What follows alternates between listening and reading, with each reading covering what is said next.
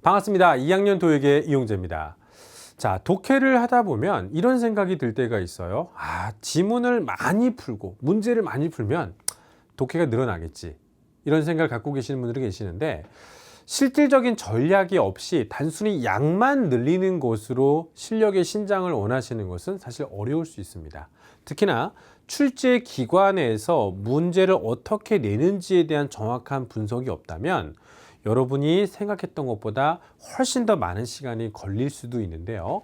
그래서 오늘은요, Part 7에서 출제자들이 보통 문제를 어떤 식으로 내는지 그 비법 하나를 좀 소개하고자 합니다. 우리가 이제 본문에서 우리말로 철저하게 해석을 다해서 내가 내용을 알고 있다라고 생각했는데 문제에 나와 있는 선택지가 옳고 그른지에 대해서 선뜻 판단이 안 되는 경우가 있어요. 자, 그렇다면 여기서 제가 여러분들에게 드릴 비법 하나가 뭐냐면 지문에 나와 있는 내용을 선택지로 옮길 때 그들이 주로 바꿔내는 이 오답들의 부분이 어딘가 봤더니 형용사, 부사를 포함한 수식어구를 그들이 보통 잘 바꾼다는 겁니다.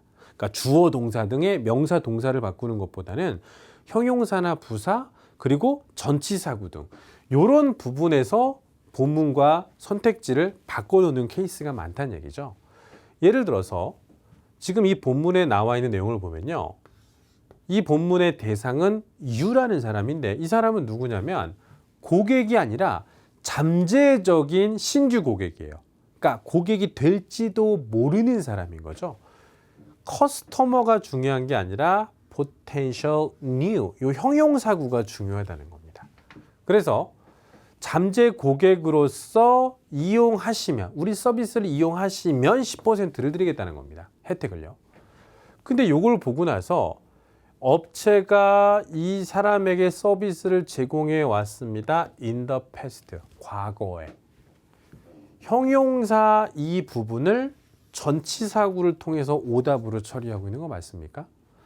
애초부터 형용사를 잘 건든다, 부사를 건든다, 전치사구에 오답을 씹어 넣는다는 걸 알고 있으시다면 이게 눈에 잘 보이는데 단순하게 쫙 읽고 나서 해석적인 부분으로만 옳고 그름을 따진다면 조금 어려울 수 있었겠죠. 자, 기억하세요. 형용사, 부사, 전치사구 등을 집중적으로 확인하자. 두 번째, 지문 속에 나와 있는 내용이고요. 그 다음에 선택지상의 오답으로 등장했던 케이스가 되겠습니다. 선택지 B라고 한번 해볼게요. It is for two rooms라는 단어에서 가장 눈여겨보셔야 될 것은 바로 숫자 정보예요. 숫자를 가지고 그들은 정보의 옳고 그름을 따질 때 정말 자주 낸다는 겁니다. 그러면 방이 지금 2개짜리로 객실을 예약했다는 얘기인데 지문에서 보시면 방의 이름이 디럭스인 건데 방의 종류는 하나겠죠. 하나인데 2개라고 했으니까 잘못된 정보인 겁니다. 애초부터 숫자를 조금 염두에 두고 보자라는 사람은 잘 보이는데 It is for two rooms. 이렇게 읽으면 그냥 이게 맞고 틀린지 잘 모른다는 얘기죠. It is for two rooms. 이렇게 좀 인식을 하시는 과정이 필요하다는 거고요. 세 번째는요. 이 내용하고 이 내용을 한번 제가 읽어볼게요. Check toner levels twice a week. 일주일에 2번 정도는 토너가 얼만큼 남았는지 확인하세요. Toner cartridges should be replaced by weekly. 격주로 토너의 카트리지를 교체해야 된다라고 나와 있습니다. 그러니까 2개 다 뭐예요? 토너 얘기하는 것 같아요. 뭐 그럴듯한다는 얘기인 겁니다. 그럴듯해 보인다는 건데 양을 확인하세요라는 거하고 교체하세요라는 내용은 엄연히 다른 거거든요.